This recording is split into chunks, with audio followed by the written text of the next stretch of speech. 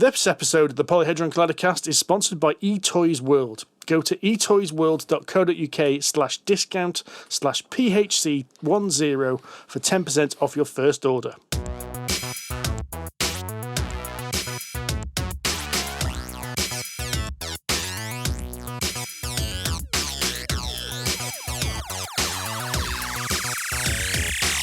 Hello, ladies and gentlemen, and welcome to the Polyhedron Collider Cast, episode 186, the UK Games Expo preview episode. I'm Steve Tudor. Woo! Yay! Woo! Sorry, I'm excited. I'm Andy Lewis. I'm Sid Gill. And I'm Rory Summers. Boys, I'm so ready for this. I had a nice big dinner. I had it early. Then I went for a walk to let it digest a little bit and got myself a can of Coke, full fat, full sugar, full everything. And now I'm back. I'm geared up and I'm ready. Let's go. Let's talk some games. Yes! You look like you've had about an ounce of cocaine. Yeah. I'm just sat here dancing. I'm ready to go. He's jiggling. Is that dancing or is that a man with piles? 6 of one, half of the other. I mean, he is a dad, so that could just be dad dancing. And of a certain age. Dad dancing. It's true. Yeah. But how are you boys? Are we ready? Are we ready for this? Well, I am. I'm not bad actually, mate, because the other day I shook out my coffee holster. Oh God, we're into coffee holster. So I'm prepared. I'm prepared to gonna follow you with my little carabiner. I can clip it onto my belt. Hell yeah. Steve, do you reckon we should actively shun them when we get there? Just for the sake of dignity. I reckon we'll get a couple of clickers and we'll do a survey around the expo about how cool or otherwise our coffee holsters and we'll only need one clicker, won't we? Are you Are you pro coffee holster? Yes. Yeah. Click. Done. You only need one holster because nobody is going to agree with you. I feel, boys, you're going to be sadly disappointed. See, I disagree with the coffee holster, but there was a point last year, and it was like 3 o'clock in the afternoon, and Sid just goes, "Do you want coffee, mate?" And he just hands me this little tiny pot of thermos black coffee that was like squidding. It was like rocket fuel. Manna from the gods that was, mate. Yeah, it was. Apparently very healthy for you as well, full of polyphenols. Well, the thing is, when you're making coffee in a thermos, right, you've got to concentrate it because it goes further. It's like it's like transporting IPA to India, is it? Exactly that, mate. Brew it stronger so it travels better. The point is, you're supposed to water it down afterwards. No, you don't bother with that. Like we do, a spoon, like we do with IPAs. You know what you should do? Just get a jar of Kenko and spoon it from the jar, mate, and take that round with you instead. It's not quite the same. You know, when you look at Kenko, right, you kind of go, it looks a bit like popping candy. Let me assure you, it tastes nothing like popping candy. You've tried that, haven't you? I didn't need that assurance, to be honest with you. How could you possibly not see a jar of coffee and one day go, I wonder what it tastes like, raw? So the question that I'm not hijacking this, Sid. The question I've got to ask is, have any of you ever mixed up the coffee granules and your Bisto granules? No, but by the fact you've asked the question. All I can say is coffee on Yorkshire pudding does not work. You've completely ruined a Sunday dinner at that point. I've got a belting Yorkshire pudding story now that you've brought up Yorkshire puddings. So I've just come back from overseas, right? I've been in America. And I went to this quite fancy Italian restaurant, sat down for some food, and bread arrives, as it does in posh restaurants. Bread and butter, yeah? Yeah. Mm-hmm. Nothing odd about that. Except for the fact we were presented with 4 Yorkshire puddings. As like an hors d'oeuvre? As the bread introduction. I shit you not. I do not see any issue with this, Sid. I really don't. No, I did, and then I was proved wrong. This is sheer genius, right? Not only have you got a Yorkshire pudding onto which they've put cheese on top, so you've now got a crusty cheese-topped Yorkshire pudding, right? Little bit of extra flavour. Cut it in half and butter it. So like a sort of dirty northern croissant. I genuinely, mate, I tell you what, I thought this was an insult to everything. And then I tried it. I went, no, I'm wrong. I've never been so wrong. ever. That's it. From now on, I'm calling Yorkshire puddings Northern croissants. You are welcome. Brilliant. I mean, how many minutes are we into this podcast? And we're 5. so far off paced, it's unbelievable. I think we're still down. We're still down in the ski shack, mate. We haven't made it to the beast. I've left the airport departure lounge yet, have we? That's it. Getting your breakfast Baileys before the flight. Right, UK Games Expo, 29th to 31st of May, 2026, at the NEC. Boys, have you looked at the maps? I have actually. Huge. It's bigger than last year. It is massive. And last year was apparently physically bigger than Gen Con, Yeah, apparently. which I found... Really? Yeah, Yeah, more floor space than Gen Con last year. which means Jeez. there's even more floor space this year, Yeah. Wow. which is ridiculous. I mean, we're basically going to have to pick a hall each, and we have to choose, but basically we have to pick a hall a day and pick one hall we just can't go into because we're not going to have the time. I We'll have to I don't see rotate any that, way though, around I'm it. assuming, Yeah, There's of four, course. is it yeah. 4 halls and 4 of us? That's possible. I wish, guys, like my calendar is full. You needed to lay these terms and conditions out of my planning before I did the planning. I've done the planning now. It's there. Have you laminated your map yet? No, I wait a little bit later. I wait a little bit closer there's to still time. time There's then. still time. That's a You can Thursday reprint it, morning it's job. fine. Change the plan. Dynamic. Don't change your plan. No, he'd have to have a new clipboard for that. Thing is that the halls are quite dangerous, though. They've been very cunning. I've noticed they've put like miniatures. I think it's in Corvus Belly, are right opposite Gamers Grass, which is dangerous. The one that gets me is the Games Workshop patent take is on the same stand as P3 patent take, Yes. which I thought was a bit of a weird choice, but there you go. Hi folks, Steve here in the editing room, and don't forget we will be live at UK Games Expo on the Friday morning at 10 till 11 in Piazza Suite 4, the Dice Room, where we will also be giving away a copy of Miskatonic Tales. We are going to talk about lots of games and things we're excited to see at the expo. Yeah. I'm not going to say 12 games, 10 games, because what will happen is we'll try and say we're doing like 3 games each, and all chaos will go through. So we're going to talk about as many games as we can in the next hour and a bit. How's that sound? Stuff what we like the look of. I like the new free and loose Steve Tudor. I can get used to this. That's because I'm going to be strict off camera. Yeah, well, off mic. Yeah, cut the mic. Right, you lot, sort yourselves out. I will talk about the game that I am going to buy because I have been instructed to buy. Oh, by the way, we have done a couple of videos. So there will be a little repeat between the videos me and Rory have done and what's on here, but I'm hoping this podcast is going to be full of exciting stuff we didn't talk about on those videos. Oh, yes. However, the first thing I'm going to talk about is one that was on the videos because I will be buying Bunny Kingdom Town as soon as I get into the halls because I'm under instruction to buy it as soon as I get into the halls. So Bunny Kingdom is one of my wife's favourite games. It is a very cutesy looking game about quite literally building a bunny kingdom. You take cards which represent different grid coordinates and build little towers and put rabbits in them. But really, it's a really cutthroat area control game where being a dick gets you the points. I'm not going to lie. But Bunny Kingdom Town is a 2-player only version of this game. Because the original Bunny Kingdom was really a 4 or 5 player game. Didn't really work well at 2 It didn't really player. work very well at 2, so yeah, this is one I'm keen to check out as well. It's a worker placement as well. They've totally changed the mechanics of it. Yeah, I'm intrigued, but I've been told it doesn't matter what it is. I'm buying No, it. I'm not suggesting that. You should definitely buy it. Obviously, you're under instructions, and chances are we're probably going to walk out with it as well because Laura's been making similar noises. So, yeah, because she likes Bunny Kingdom. I'm so about it, but apparently this, because it's quite different than a worker placement, therefore I should be interested. So I'm fairly certain we're probably going to end up with it as well.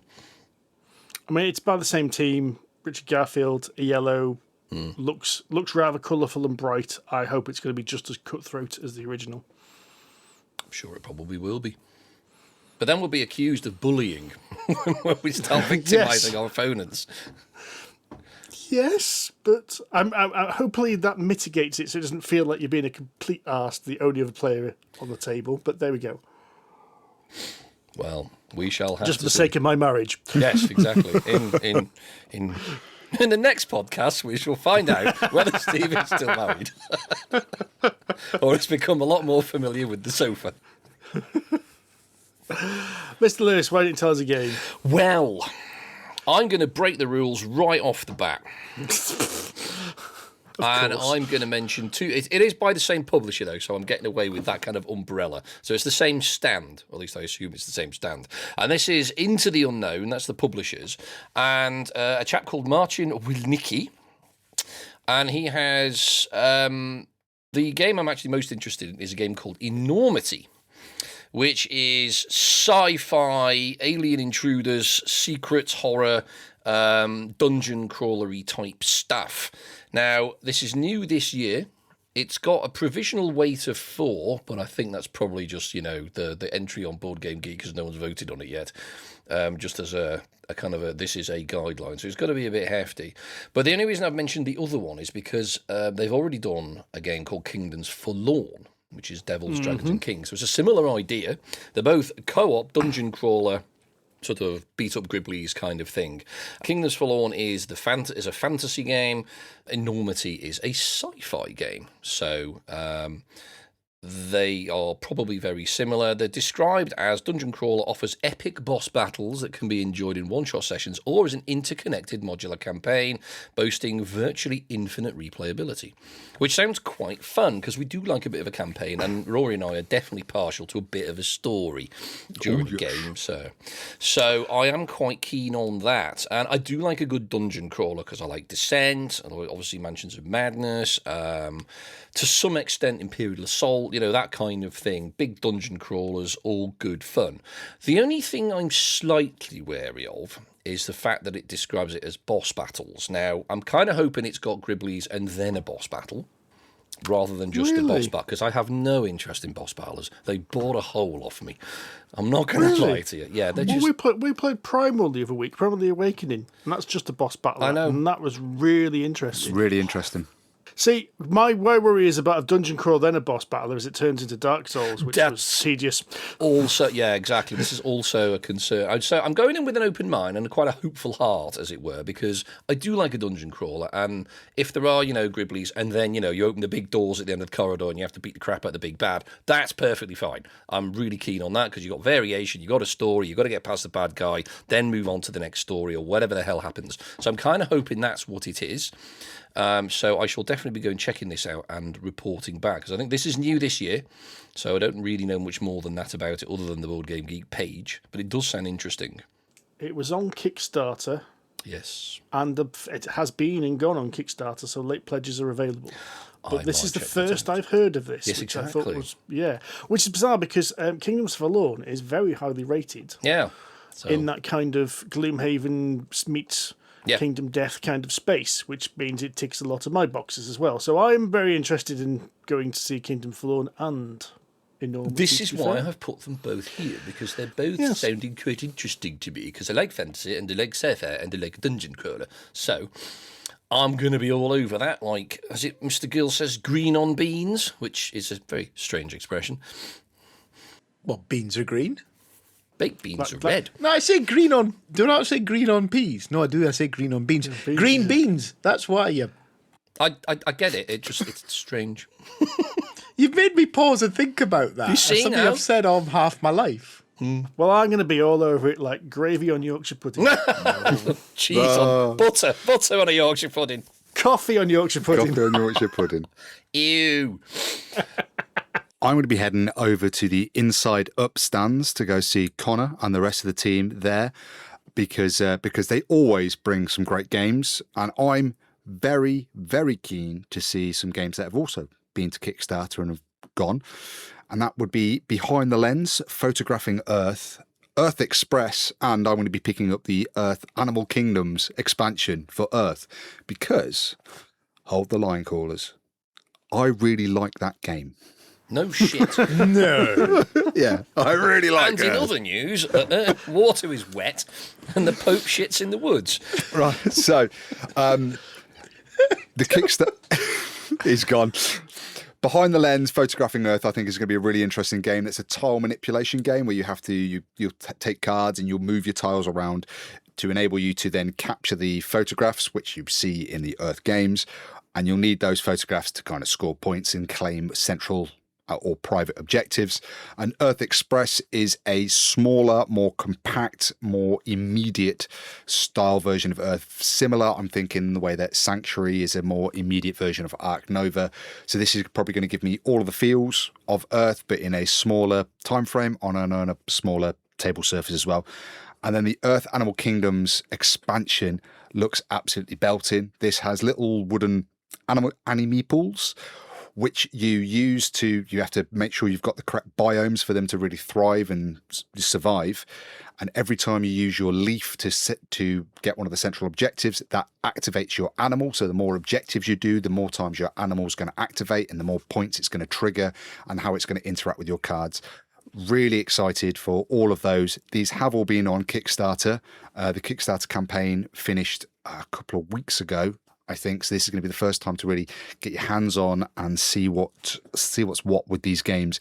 So if you missed it, the campaign's still going to be open for late pledges. And that's my top tip. Straight over to Inside Up Games. Yeah, because I mean, I didn't realise that Photographing Earth was actually set in the sort of, I'm going to say, Earth universe. If that is a thing, but it is incredibly pretty. Yes, it does look amazing. And Inside Up Games do some absolutely phenomenal production quality of their games. And these, from what I've seen of these are going to be of that standard again. So really excited to see these. Yeah, because Terminus was good. I mean, we all thought it was like, oh, this must be the Kickstarter Super Deluxe version. And no, that's just the off-the-shelf version. And it's incredibly nicely produced. So, yeah, they've got Same a with very good track Perch. record. I played Perch again at the weekend, and that's got fantastic quality, and that's just the standard edition. Even the standard edition of Earth is brilliant. And then I've obviously got the deluxe upgrade pack. They're a great publisher. And Connor's a nice guy, so it's going to be nice to just be able to sit and have a chinwag with him and put some money in his pocket for these games. I'm sure he won't stop you. He's not going to stop me. While we're there, I want to look up a game that you guys, I think a couple of episodes ago, were talking about, which is Ice and Idols. Yes. I'm hoping I'd really want a shot of that. It's a really fun game, that is. It's a really, really fun game. It looks like the kind of game that we would be shouting at each other across the table. And not politely. No. And it does look absolutely gorgeous. Yeah, we can definitely get some of that in, Sid. Definitely, man. Easy. But over to you, Mr. Gill. I'm so excited about what Sid's going to say because on our show nights, Sid's got no games. He's left it all as a mystery. No, that's not because I haven't done my homework. Honest governor. I've got the evidence. It's the dog. In the dog. No. I have got them all in a separate OneNote with my reminders of stuff, and I didn't want to flood the show notes with my working. Okay. Because I'd embarrass myself because I write things, and I might have got written mean things about you lot in here or something like that. It's just, my croissant stuff's all in here and everything. Anyway, so first game I want to talk about is has already been talked about by you gentlemen in your video extravaganza, and that is Acropolis Pantheon expansion. Yeah. Doesn't that sound good? Doesn't it just? Go on, tell our listeners all about it then, Mr. Gill. Well, I'd love to tell them all about it, but as far as I can tell, it's just making a great game even better by twisting the standard rule set and making it a co-op. Yeah. It's just like, what? It's like putting cheese on a Yorkshire pudding, isn't it, Mr. Gill? Well, it's a bit more like putting bacon on a cheesecake. Well, that is a step too far. Well, it's great. Cheesecake is great on its own. Then you put a layer of bacon on top, and it's even better. And it's not what you'd expect. I didn't expect, right? No, I I'm sure did it's not not. expect. I did not expect Acropolis to come out as a co-op game. I just didn't expect it. What's next? Having a pork chop on a trifle? I mean, come on.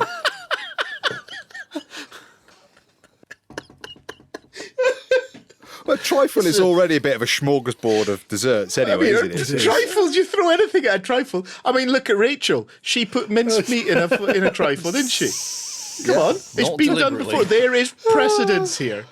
Right? Savoury and sweet. It's the ultimate combo. That's the quote for the box, isn't it? Acropolis Pantheon expansion. It's like bacon on a cheesecake. Honestly, no, because they're two amazing things, right? And then you smash them together and you've got something that is just blows your mind as is nuts. Then you taste it and you go, that's the for shizzle, that. And I reckon that's what's going to happen when I sit down and play Acropolis, because I'm going to be playing a game that is competitive as anything, right? Come on, it is proper. Yeah. Yes. Play on your own, fight, compete each other as much as you can. And now all of a sudden we're building a city together to get the, please the gods kind of thing. And it's what? No, I can't get my head around this. I'm I think so it's excited to play really it. interesting. I can't think of another game that is competitive and then an expansion has turned it into a cooperative game. That's what I mean. That, I Cheesecake think with that bacon in on it. itself is a really interesting. It'd be cool to see how it works, but I'm dead keen to see this. I'm just thinking of bacon on cheesecake now. It's game changing. It is genuinely game changing, and I think that is my recommendation, because I'm so excited about this, because it's so not what I was expecting. I'm going to take this somewhere completely different, because I don't like where this podcast is heading, I must admit. Bacon on a cheesecake. I think you've been in America too much, Steve. That's said. It's twisted you. You've come back a different man. Well, now that we're calling croissants northern Yorkshire puddings is northern croissants, right? It's all up for grabs. We're falling apart at the seams here, gents. Come on, Steve, get us back on track. Yeah, right. So I'm going to talk about a Euro game, because it's about time we talked about something meaty, heavy, and thinky. Beige. Do it. So, oh no, beige. This is not. Ooh. So I'm very intrigued by Prague Unseen. And now you've mentioned it, so am I, because I had a look at the list, what we went through, and there were very few Euros what caught my eye. In fact, possibly even on the list. So do tell us more, Mr. Tudor. Well, this is set in a kind of semi-mythical Prague. So it's looking at Prague's kind of histories and mythologies, and having things building it in the background. So golems, robots, and vodniks, whatever the hell a vodnik is, I don't know. Also, you're trying to calm the river, because that'll flood and you'll have to rebuild the centre. But that's all theme. From the mechanics point of view, it is a Euro-style worker placement with 4 distinct mini-games. I love that. Which my immediate thought of is Ada's Dream. Dream. Yeah. However, what is intriguing, and I'd love to know how this works, is it touts that it has a build-your-own worker placement action space. Ooh. Hello. Exactly, hello, yes. You have my attention.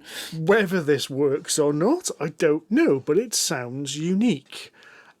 And therefore, I am really intrigued to how this is going to be. So am I now. I'm looking at the board, and it's very white, but it's also very hard for me to tell the colours apart.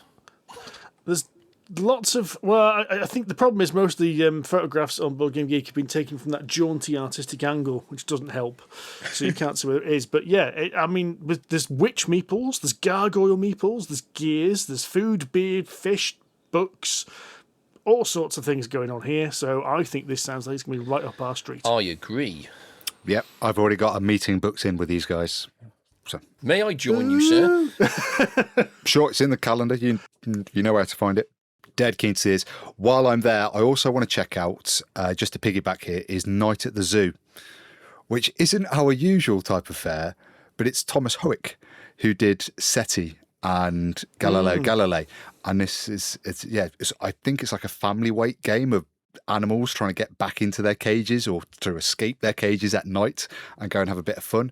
But that's also at the LB stand. So yeah, I'm going to check both of those out. To go off on a very different direction now, from heavy Euros with lots of worker placements, I am going to bring up 3 kobolds in a trench coat.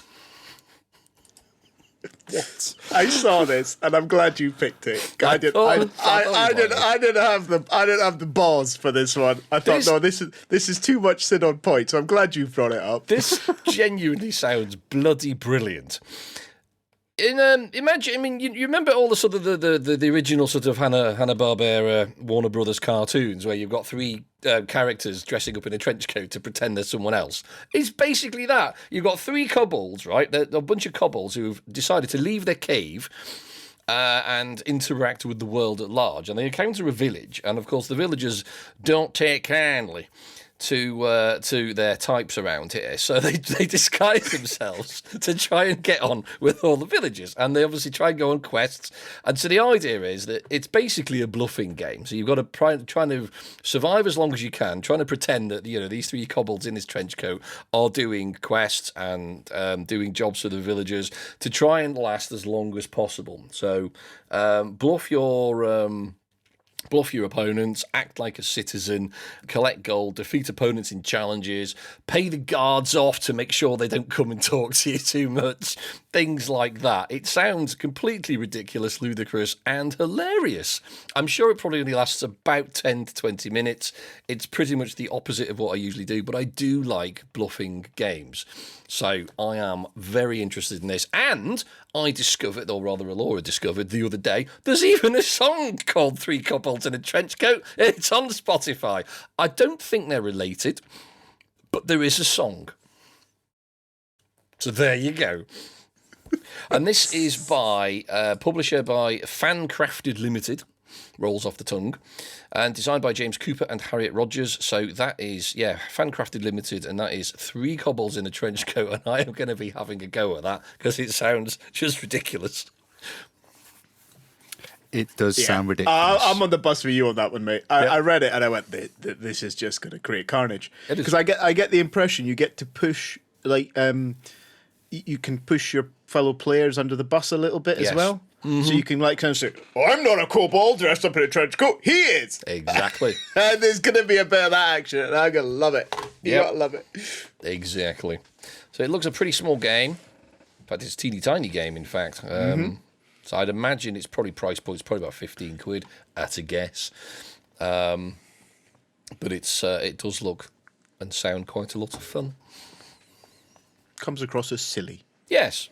I'm going to come in with a rank outsider now. I say a rank outsider. It's a game that has been at Expo last year as demos. It was at Essen last year, and I missed it. I missed it completely. But this year it's caught my eye, and that is Pivot from Tiamat Games. Now this caught my eye for lots of reasons, but it sounds like an utterly fantastic game. The idea is that you own shares in various different companies, but you don't actually own any of the companies per se.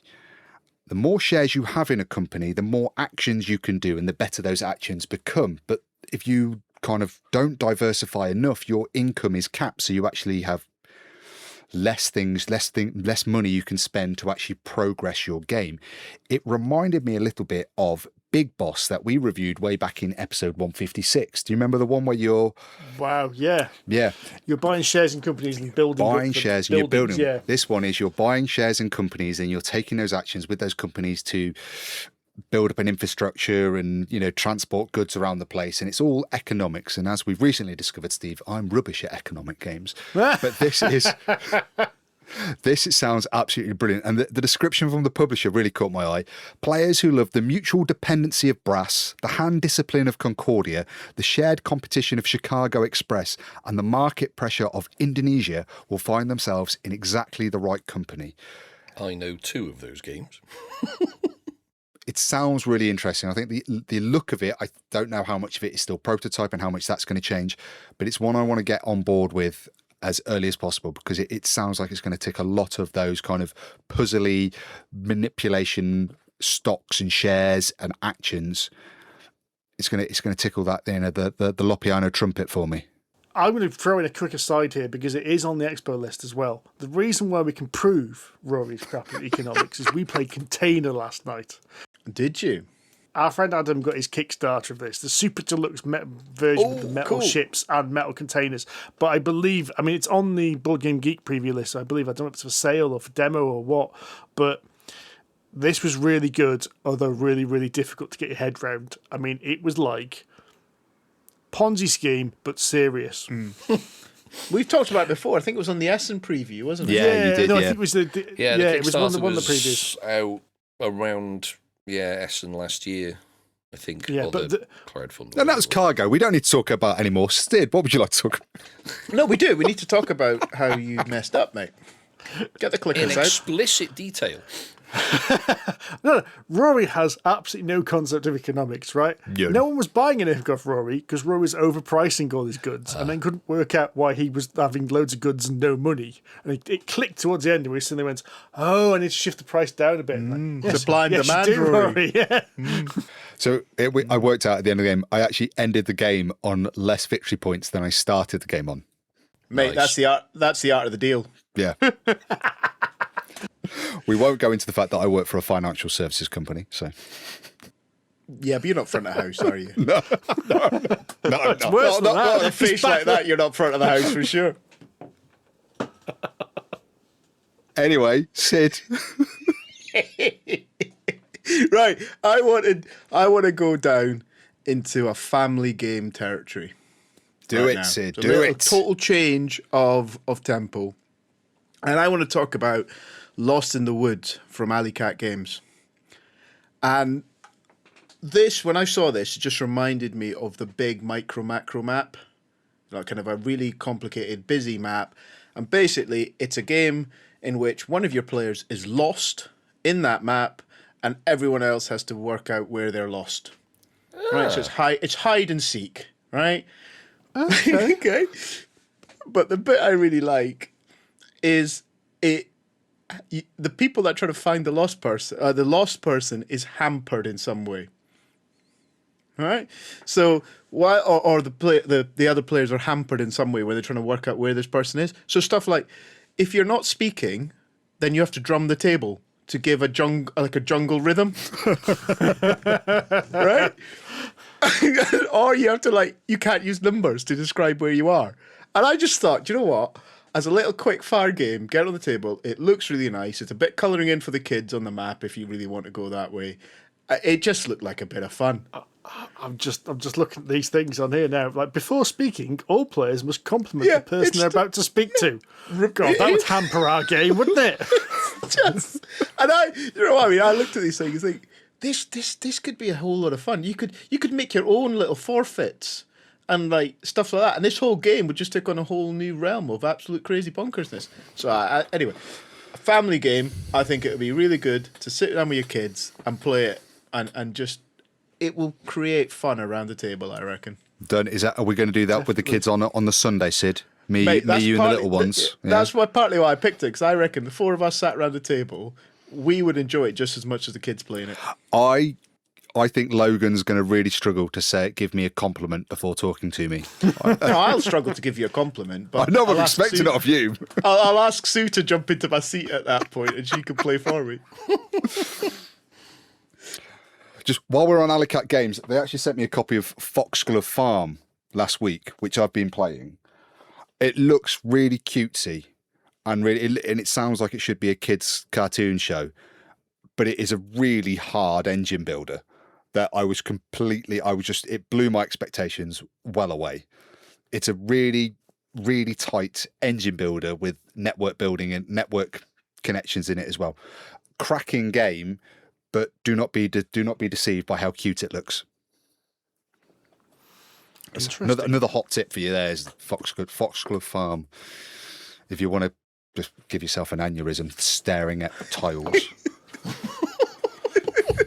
Wow, you're really selling that one, mate. It was just like, how can this game look so cute but be so hard?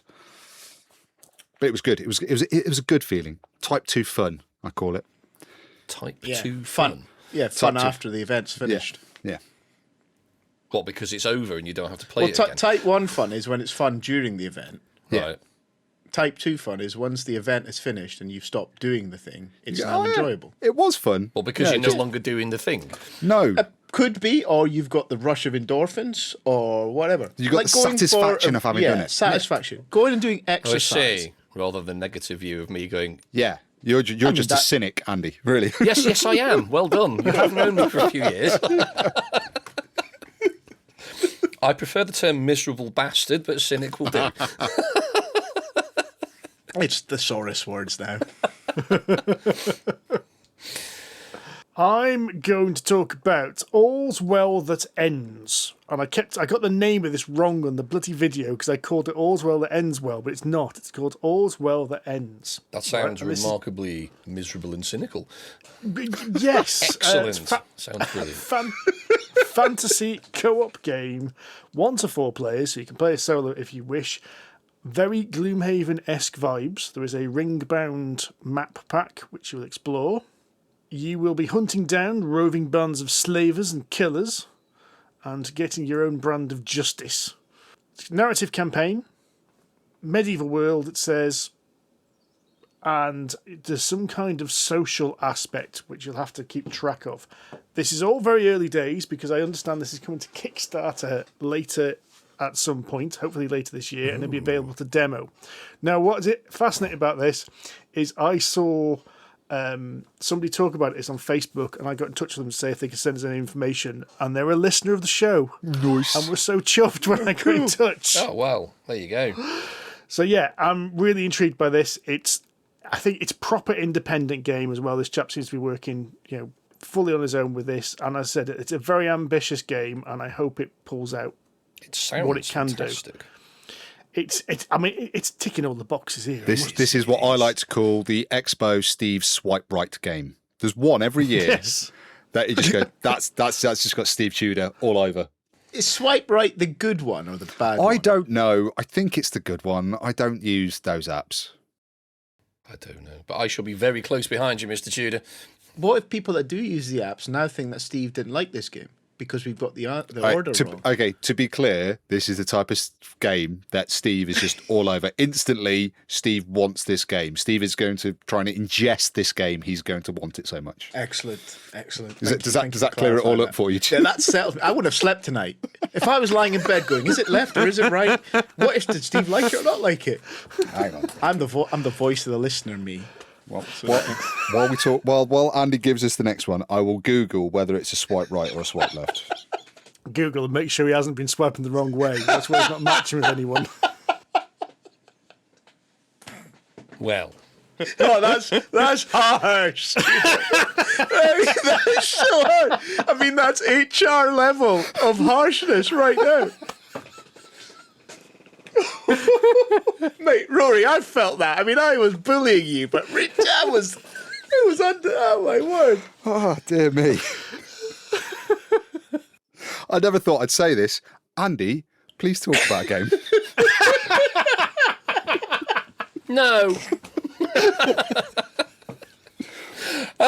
Yeah, all right, fine. Moving on. I have found another kind of sneaky bollocks runaround game. Seems to be my thing at the moment. I do like a little bit of underhanded, lying, hidden traitor, hidden movement kind of games. And this is Thieves of Eldris by Inside Up Games. That's the one. You've got it. Yeah. There you go. I've got the prototype here on my desk, yeah. Oh, well, I shall be going to poke the... Well, hopefully, it probably is a prototype, because I haven't even got a weight here on Board Game Geek, so it must be still in development, I guess. No, sorry, Andy, the Kickstarter thing, they'll be delivering to backers any day now if they've not already got it, because this is part of their... I think it's the Tales of Twisted Realms. Right. So there were 3 games in total. There was Tug of War, Thieves of Eldris, and one other. They're all part of the same Kickstarter. So 3 kind of small micro games. Chits and Tricks, sorry, is the other one. Well. Probably because it didn't cost £500 and have like a massive Facebook campaign. Yeah, that's why. 4,000 miniatures and a bunch of metal coins. But this does sound really quite interesting. Amid the chaos of busting merchants, you're basically a thief in a marketplace, picking pockets, stealing from people, and using dice to move around. So it sounds like you roll dice, move about. I mean, if you've had a look at this, Rory, please correct me if I'm wrong. Move your dice, make the best use of the dice you roll, and move around to try to steal as much as you can without getting lifted by the police. And it does sound like, again, short, sharp, quick sort of 20-minute game, but it does sound very, very interesting. Hidden movement, so no one knows exactly where you are. Sneaky Yes, if I bollocks, remember, as they say. you have like a grid of cards which represents the kind of the town centre. Yeah. And you are one character, and you use dice. You don't actually move the cards around. You just have to note where you are going, and then you're trying Yes. to steal from certain people, and the other people are trying to find out who you are and where you're going to. It was a really fun little demo I had. I haven't actually had a chance to play the prototype since I picked it up, but I played it with Connor last year, and I really enjoyed it. There you go. So hopefully this might be available to buy. Maybe. It should be. The Twisted Realms game should be available to buy. Coolio, Mr. Summers. All right then. My Do we next... swipe right or left? Right, so according to Google, to swipe right means to show interest, approve, or say yes to someone or something. There you go then. So I was right. It doesn't explain why I'm single, but anyway, That doesn't almighty. explain the meanness of Tudor either. No, it doesn't. You know your left from your right. That's probably why. So I'd like to talk about Almighty, which is at Keen Bean Studios, and this again came to Kickstarter a little while ago. The campaign finished. They had a massive campaign. It was a huge success, and this game really caught my eye because of the artwork. But another key thing about this game is, as gods, you are populating the earth with peoples, and then you're trying to manipulate those peoples to make them happy, make them sad, and move them around. But nobody actually owns, or no one has ownership of the desonance of the world. What you're trying to do is manipulate them around the board, this cloth mat, so that they all worship you at the key worship points of the game. So this is another game where everybody's going to be contributing towards the pieces that are on the board. No one actually has direct control over those pieces, and that you're trying to manipulate them so that they all kind of favour you when it comes to round scoring. It looks really charming, really fun. I think the guys that did this have got a really fun, quirky, kind of very British sense of humour. It kind of comes through in all the artwork as well, and in all the marketing they had for this. I think this is going to be fun. I don't think it's going to be a big, heavy game. I'm expecting it to be that light, middleweight game, but I'm expecting a good laugh while I'm playing with this, and lots of name calling as well. It sounds like Black and White, if you remember that. Do you- from many years ago. I did get a lot of vibes of Black and White, yeah. I love Black and White, actually. That's a really great game. It does look good. Right, I'm going back into the adult world a little bit now, and I'm going up to a game from Looping Games. We all did the same thing there. We all just You lot. stopped Sid's ourselves looking at from the wrong making pages. adult Sid's jokes. been on the internet. Oh, yeah, okay, I thought sorry. it was going to reference a bit of blue for the dads. Bit then. of blue, bit well, of blue. I He's mean- blue, Alan. He's funny. He's blue. Bit of blue I mean, for dads. I've been really careful to keep my swearing under check and everything. I think You you have. did really You've been well, so Sid. good. I've had Yeah. to pull out of a couple of them. Right? That's the it's gonna. Look, I want to talk about games. I want to talk about my game. I want to talk about a game from Looping Games, which is 1975 White Christmas. All right. What?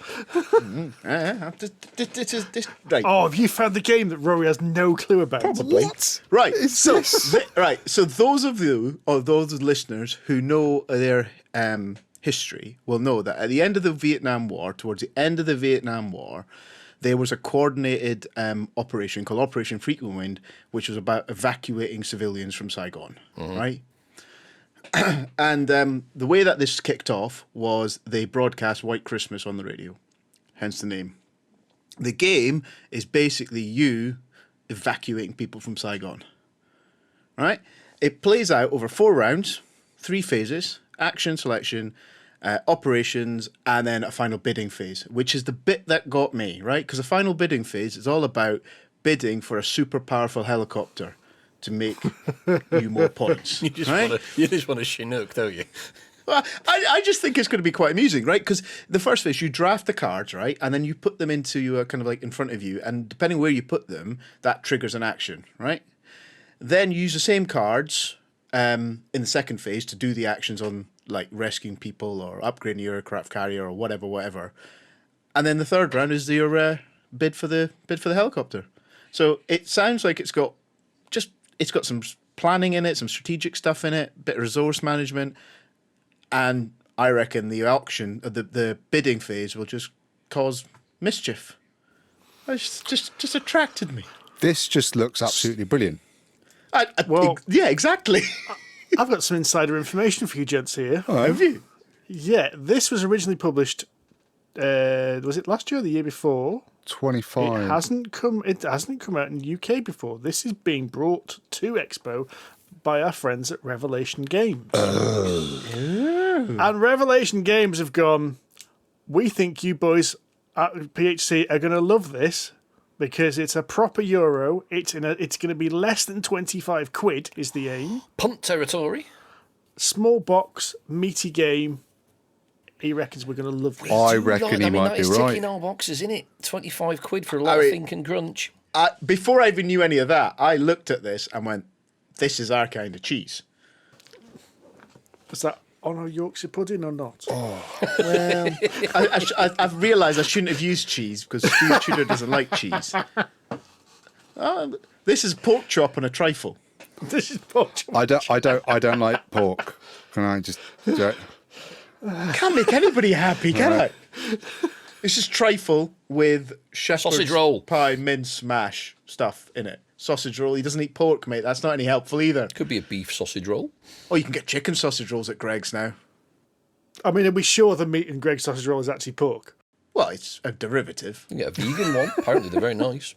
While vegan we're ones are quite on the pleasant. subject of baking and hot dogs and stuff like that, I'd like to just join in and tag team on the Revelation Games stand. That while we're there, I'd like to check out L'Oeuf. L'Oeuf. Is that L'Oeuf. eggs? No, it's No. That's L'Oeuf. L'Oeuf. Oh, is this some bodge of bread loaf? Yes. It's a bodge. It's a pun. So it is the oaf or the idiot, and loaf is in a loaf of bread. The idea is this is again a small, quick game. The idea is we're all bakers at a bakery, but we're trying to do the least amount of work, but still make enough bread for the customers. So you're going to be playing cards into a central reserve, but you want to make sure you play the cards that have the least amount of effort, but that loaf still needs to get baked. I can see how that could appeal to us. Yeah. This game resonates with me on a really deeply personal level. I imagine I that didn't want to does. say anything out loud, Rory, but you know. This game just sounds absolutely brilliant. I want to try that out. Maybe before we try White Christmas, so that we start with that levity and then go into something a bit more beaty. But yeah, we're going to spend some time at Revelation Games this year. Nice. Feels like it.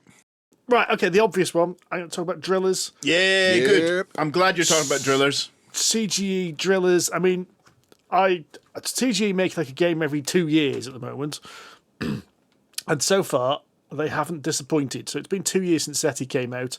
This is going to be a medium weight Euro game with deck building elements in which you are drilling down into the ground to get deeper to get more stuff, which gets you victory points and all sorts of things like that. What's really cool looking is you've got this interesting looking control panel which controls your resources. I mean, it's just a resource tracker, but it makes it look like a little control panel for your digger. Look fun. All the little diggers are silly cartoon things, like one is a boat with arms and legs, one is a school bus with arms and legs, one is a plane with arms and legs. Oh, that's because you have to go to the scrapyard to build your mech, isn't it? There's two kind of areas in and this then you game. upgrade your mech to make it more efficient and better and stronger. Do you know what? When I read about this game, the thing that came into my head, the A-Team theme was going through my head, is you're in a junkyard, you've got to make a driller, and then you got to go straight into drill. I'm not going to be able to play this excited. game without thinking about the A-Team now. No, I you thank won't, because for that's that, what Mr. that's all Gill. I can think of, mate. Yeah. So this is probably going to be an Essen release. Well, I mean, it's probably certainly. Definitely. it's definitely going to be an Essen release. So hopefully we can get a good look at the components and really have a couple of hints of how the gameplay works. Really looking forward to this. I mean, it's got CGE's production values all over it already, and it's just a prototype at this point in time. So yeah, really excited for this. I've had it confirmed that they're only going to have one game of this running all weekend. There's no bookings, so it is first come, first serve if you want to play drillers. Elbows out. Yeah. Well, for my fourth one, I'm going to return to one of our favourite, or at least favoured publishers, and that is De Vere Games. We like them. They've been doing some good shit over the last few years. And this is Berlin 1960. So we've got quite a few places and years, it would seem, this year. And this is Cold War, height of the Cold War, spies, double agents. It's another, tricksy line game. There's a theme to your games. There is. I just like them. Apparently, I'm quite good at them too. But I do like a hidden movement and sort of tricksy line game. So this has obviously caught my eye. Trust no one, outwit and uncover your enemies in this game of hidden roles and deception for a large group of daring players. So this is obviously a bigger game. 4 to 8 players apparently, so it's not going to be available or at least accessible to everybody unless you've got a very large group. So again, this is going to be probably one of those sort of board game meeting, once a week, end of night kind of let's just have a bit of a laugh kind of games. And you assume the identity of a member of either the CIA or the KGB. Now, weirdly, I'm getting 2 Rooms and a Boom vibes from this. Well, interesting you said it. It says 60 to 80 minutes playtime. That's quite a lot. This sounds like it's quite a meaty game, and I'm looking at the designers as well. Yeah. So these are designers of things like Coimbra, Gollum, First Rat, Grand Austria Hotel. Oh. They're designers of heavy Euro games. They are. So I'm very intrigued by this. And there's so little information on the BGG page at this point. So we don't know. So I'm going to have to go and give this a poke if they are doing, in fact, a demo, because I guess a demo of this could be quite difficult if it needs at least 4 players. And in my experience, games like this generally play better at the higher player counts. Yeah. So we'll have to see. But if it is available, I guess it's probably going to come out at Essen. I don't know. That is absolute speculation. But the complete lack of images would suggest it's later in the year at least. Or maybe even next year. But we shall see. So if they are doing something about it, or if they're even if they've got it on display, I'm going to have a look at it, have a poke, because it does sound like my kind of cheese. So this was on my list as well. There you go. And in my notes, I wrote a little. In all my games, I put reasons I wanted to see this game, right, or play this game. And in my notes, I wrote, "Will cause havoc, and it will be Steve." Yeah. But what I wanted to do is I believe that this is available to buy and play at Expo. Oh. Even better.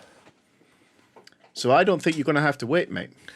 That is excellent information, and I truly hope you are correct. And so when we go, when you go, I'll be joining you because I want to play this too for exactly the same reasons that you've described. I think it'll be a good, fun, kind of bluffy, hidden kind of role game. A 2-hour version of that, though, that's hefty. Ooh. That's not one we could buy and then play it in the car park, is it, straight away? No, but a little shotty of it and just see how it plays. Yeah. I'm sure there'll be an expoized version of it to get to test out. Probably, yes. I'm just checking my my emails from De Veer and Cosmos. They are definitely demoing Berlin 1960 and Ace of Spades and Orlage, which I'm sorry, I know I'm pronouncing that wrong, but I can't remember how to say it right. Well, what is the status, Mr. Summers, then, of Gaudi? Gaudi and Shikendo are the other games from De Veer that I'm really keen to see. And they are being brought along and will be at the press night, but may be there for demo during the weekend. Gaudi's one's got my interest. Danny Garcia design. Yep. It's a designer of Barcelona and Windmill Valley. It's a heavy Euro game in which you are scoring in 3 different areas, and your score is your worst 2 areas added together. Oh, it's one of those. It has not much to go on at the moment, but it also seems to have an interesting tile laying system, which seems to be like a non-linear tile laying system. Yeah, I had a quick look at this when we were going through our list, and I don't know why. I thought, ooh, heavy Euro, and then looked and went, I don't know, I'll have to see. There's very little information again at this point, but Danny Garcia is generally a good game designer, in my experience. Of very complicated games, of really meaty games. Yeah, I mean, Barcelona is a fantastic game. And the other one that they've got, again, maybe for them, is Shigendo. So this is Japanese-themed feudal Japan. This is designed by Simone Luciani. It is a push-your-luck deck builder game, but knowing Luciani's games, this is not going to be a straightforward push-your-luck deck builder. There's going to be an interesting twist in there as well. Game published by De Veer. It's going to have great production. It's going to be a belting game.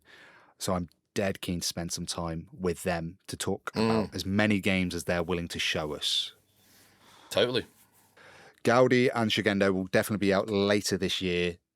The expo, if they are going to be available for demo, is going to be your first opportunity to see them. I'd imagine they'll have them in display cases if they're not there for actual demos, but you can have a look and talk to the staff there. They'll be able to give you more information than we can right now anyway. Okay, one that I'm really curious about. Coming to Kickstarter 9th of June, just after Expo, is 8 Dragons from Wonderbow Games. I really like this because it's got a double rondelle. Nice bloke. Thank you. Nice blokes. Nice blokes. So this is like, it's in like a figure 8, like a racetrack, hence 8 dragons. But what I think is going to be quite cool about this is it's a dual layered board. So it actually forms a track, and you've got these dragon pieces that actually link together. So the head of one dragon connects into the tail of another dragon. Snake. So it makes a snake or a swarm. But as a rondelle, this means that if Andy, you're at one spot and I want to go past you, I actually pick you up and push you on to the next location, so that I'm trying to take that action, but you benefit from me moving you. And then in your turn, when you move, you can take me with you. So I benefit from you dragging me on to the next location. So it's going to be a real interesting mix of what you do and don't do, how far you move, because it will benefit other players, or they can piggyback on your actions. I'm interested to see how many dick moves there can be in a game like this. Many. So many, I'm hoping. This game sounds really interesting, and Wonderbow, it's a beautiful looking game as well. It is very, very pretty looking at the artwork and the stuff on Board Game Geek. It's Again, very beautiful. Kickstarter starts 9th of June, so this is going to be your first opportunity to get a hands-on demo of this game. It looks really quite small as well. It's got a sort of non-standard size box, but the actual game is very compact, assuming the picture I'm looking at is pretty much all of the game. Yeah, Wonderbow, very new publisher. The last time, a couple of years ago, they did Kelp, which was the 2-player game about the octopus versus the shark. Oh, it's them. It's them. Okay. So I think they are still they're going to starting up as a publisher and getting some names and getting some clout behind them. But at the moment, they're relatively small box games. So I want to see if I can grab a copy of Kelp, because I really, really gutted I missed out on that last time. Sid, have you got a fourth one for me? Have you got another surprise for me, mate? I don't know if it's a surprise, mate. I do have a fourth. I did have a fifth, but Andy covered that with Berlin 1960. So I'm going to go down into my my backups. And this is 12 Rivers by Good Games Publishing. I played that over the weekend in Bidston. Have you now? I have played it. Now, any game, right, which rocks up at the table and manages to make Marble Run into a competitive board game has got my attention. This game. This looks so much fun. Is it as fun as it looks, Andy? I wouldn't describe it as fun exactly, in the sense that it's not like Marble Madness. You know, it's a good game. Right. It is a good game. It does what it does well. It's not heavy at all. It's like maybe 45 minutes to an hour. It's not as heavy as you might think. It's a 5-round game. The idea is that the 12 rivers start and they all get narrower towards the bottom and they end up in a pool. The idea is they combine together, don't they? Yes. The rivers combine together. But they don't combine evenly. So you've got to think about where you can put. And the idea is you've got 3 gates, basically, or 3 tokens, and you can use them as gates or you can use them as voting pieces. But the idea is you can put them into the rivers and you can dibs. Essentially, the further up the river you get, obviously, the further the more specific marble you can dip. But it costs you more cards because you've got to discard cards to pay for them. And if you stick it right, obviously, in front of one marble, you'll get that. So when you release the marbles, it'll just stop at your gate and you get that marble. If you put it further down, more marbles will obviously come down. So you'll get a choice of which marble you take if you put a gate further down. If you put it right at the bottom in the pool, you basically take all of the marbles out, but there's a risk that there might not be any, or you just get a load of gash. And you can only take a maximum of 6 each round. The idea is you basically take a bunch of these cards that have that represent villages, basically, and they've got little slots on, and they represent, you've got to put the colours of marbles in to score. You can score the points of the colours of the marbles that you put in, but if you complete it in the right way, then you get extra points. And that's it. It's 5 rounds. They can play a couple of cards each time as well, which give you bonuses. There's a couple of places on the board. If you stick a gate next to it, you get a little bonus token that gives you a bonus action as well. So it's mechanically very straightforward. It's 45 minutes to an hour, if that. It's extremely well presented, and it's a really nice little game. Yep. Really enjoyed it. All of those reasons are why I want to play with it. And I reckon, now, Andy, you'll be able to confirm or deny this. Does this give you the same buzz as when you get, the penny arcade machines? Or like if you're watching Tipping Point, the penny falls and machines. you put your coin in the top, right? Your penny falls machine. You put your coin in, and then just as it hits the deck, and you lift the little flap up, and all these balls roll down. You get the clatter of the balls. They hit the little gates. And then you lift your gates out, and then you get another clatter of balls. I reckon it's going to set my sensory things on it overload. I'm got myself excited just thinking about all those balls rolling down the hill. No, but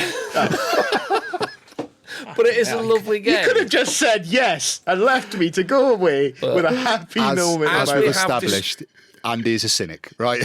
Miserable bastard. Right. Miserable bastard. Asking Andy if he had fun, right? Oh, we had to explain what fun to him was earlier. Come on. When people suffer, that's fun. No, it's a lovely little game. It is very satisfying. It's also very amusing when everyone robs all the marbles and someone's dibs the pool at the bottom and they get all. That happened to one of the players we played. That was very satisfying. I'm not going to lie.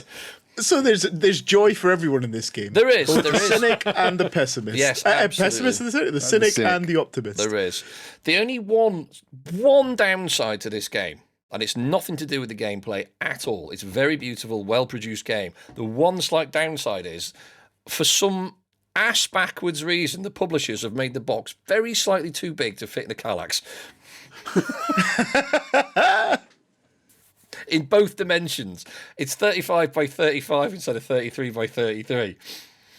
Just to accommodate the funky board that they've got. We need a British standard on this. We We really do. There needs to be some kind of convention, conference that sorts all of that out. But yeah, it's a really lovely game. It's well produced. It's dead simple, dead straightforward. As I say, you can get through it in less than an hour.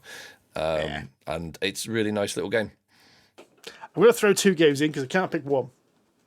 And there's a tenuous link between them. Okay? Shoot. I know, Rory's like, you broke your own rules, Judah. I have, yes. Infinity. We can talk about miniatures games. I do love a miniatures war game. And Rory's trying to work out, I'm going to link these 2 things. Okay. So this is quite a short one. Infinity Operation Mazebreaker is a new 2-player starter set for Infinity, and it's been launched at UK Games Expo this year. So it was announced at Adepticon earlier in the year. It's been launched this year. It gives you everything you need to start playing the games. It gives you, if you're into that area, it gives you a Nomad's Corregidor force and an Aleph force. So loads of new exciting minis that look terribly difficult to paint. My tenuous link between this and the other game is I really want to have a look at IntelliWar, which is a 2-player battle game. However, this is a 2-player battle board game, which is played out with cards and tokens. Really reminds me of Hero Wars video game. Also reminds me of Lords of War, which UK Games Expo veterans might remember from like about 10 years ago. So it's a grid game in which you're placing tokens on the board which represent different units, and you're going to activate them in different ways. Looks very similar in style to something like War Chest. So it looks like it's going to be highly tactical, but really quite simple. That's what I'm hoping for. That's the feeling I'm getting from IntelliWar as well. Again, I really want to check this out. I've run out of games. I know. I didn't initially expect us to be that efficient. Being the cynic that I am. Well, I think then you should hand over to Rory, because Rory's probably got about 20 games. Actually, Andy, can I give you one then, mate? Can I tell you about one? Right. I know you've got a penchant for Japanese-themed games. I thought you might mention this one. Yeah, I had a look at this. Ringyo, which is from Pavison Games, who did Luthier and Distilled. Yes. And now they do fantastic production, really deeply thematic Euros. Ringyo, I think, is one that you want to check out. The idea is that you are chopping down these trees to get resources to be able to build your village and to kind of further in and trade and stuff like that. But the trade-off is cutting down the trees increases the chances that your village is going to get flooded because you're on a floodplain. So you need to plant new trees and manage that crop cycle quite neatly so that you don't get any ill effects from fulfilling the contracts. Paverson got a great track record as far as I'm concerned. Definitely one I think you should want to go check out, mate.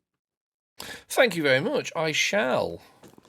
Should probably point out that Paverson are doing a booking system, so you can book online beforehand. Yeah, they did that last year, I think, or something similar Yeah, to it, and it got mobbed, so get in quick. So if you go to their Instagram page, it tells you it's called Sign Up Genius, is the system you can go to book on. For myself, though, my pick is going to have to be Epoch's Course of Cultures from Ice Makes. Now, this game looks brilliant. It is a heavy Euro played over 3 periods from the Dark Ages to the kind of Steam Age to then the modern age, as you are playing cards and developing your culture. It's a big 4X game as well. It's a big 4X played over 3 epochs of man. It looks wicked.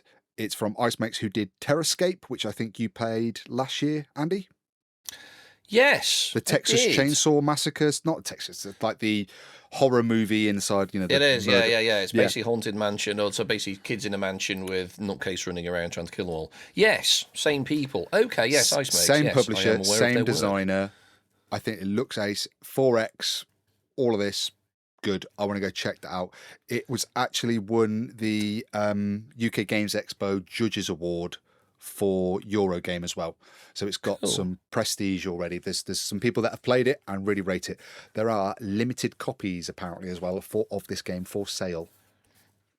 They had that last year as well. So I think I'm right in saying that they're a Chinese publisher. I believe so. Developer. Yeah. So I assume they've only managed to get a limited amount over here, because it was the same last year with Terrascape. They only had a certain number of games that they brought with them. And it was kind of fun. I enjoyed it. They were really friendly, really fun to talk to, very enthusiastic when I sat chatting to them. So yeah, it'd be interesting to see what this one's like. I think it's the same designer, actually, Jeffrey CCH. That name rings a bell. It is, yep. It is the same designer. Yeah. Right then, Mr. Gill, bring us home with your final choice. Right. I've got a choice, okay? Brace yourself, but I don't know much about it because we've covered a lot today, right? Yeah, I'm into my spares, as I said earlier, just in case we ran long.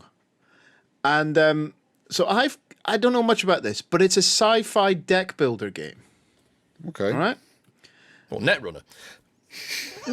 Well, no, it's Mariners by Owen Davey Games. Okay. And I struggled to find much about it. But what I did find about it is it's got some kind of resource management in it, and you're building a deck. But what popped out at me was the artwork. The artwork is this... I'm not even sure how to describe it. It's kind of bold colour, geometric shaped versions of sci-fi characters. So you've got like Star Wars characters in this really classic style. Where are you seeing these images? I've typed in Mariners into Board Game Geek and I can't see anything. Nothing.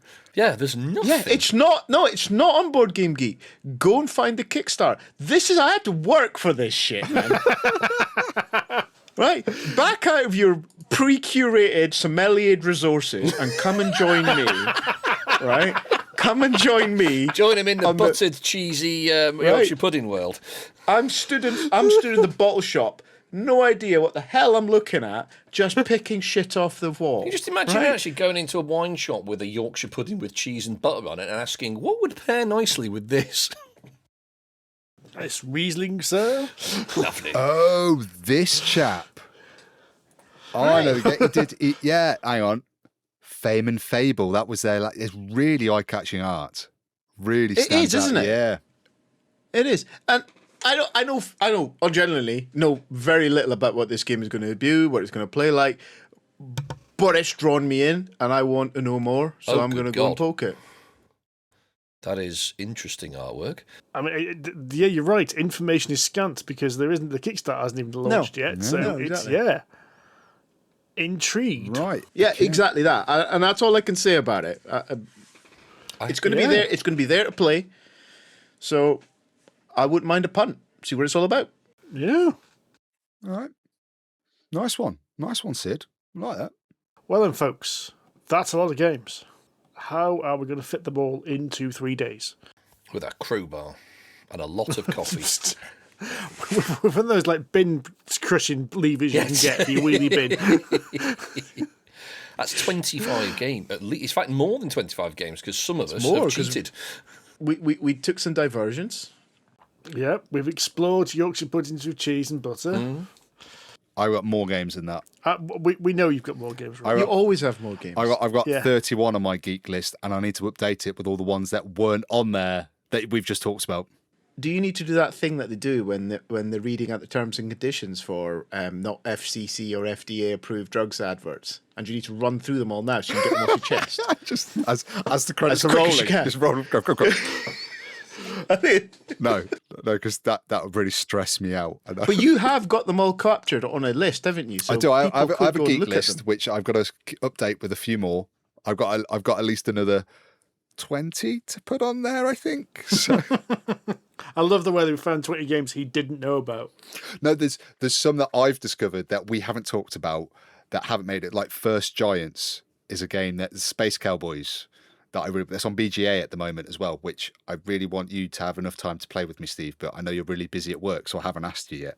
Oh, send me the link anyway, mate. Okay, yes, I'm gonna play First Giants. Of course, we will be having a live podcast on Friday morning where we will be fresh from our press preview the night before. So hopefully we'll have even more games to talk about. And we will have our wash-up show a week after Expo. But we hope to see you there. So if that's the point, actually, if you do see us, come say hello. We did say last year we were going to try and collect some more selfies. So actually we said we're going to get some selfies of everyone this year. Yes. So join in. Yeah, I Yes. better put my makeup on then. If Cut my if hair. you come and say hello to us or to me, I will demand a selfie with you. Okay. I mean, that's a bit creepy. I was Maybe going to say, that's why that's going to get you put on a very maybe it's not a different swipe. clipboard. Maybe it's not a swipe right problem. If that's how you meet people.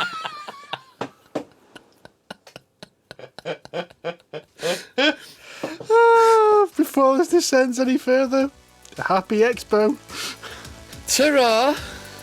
Cheerio. Take it easy, guys. Bye bye.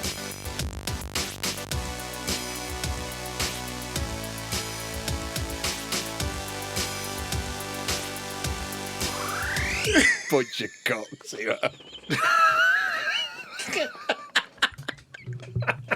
Raging knobheads, a lot of you.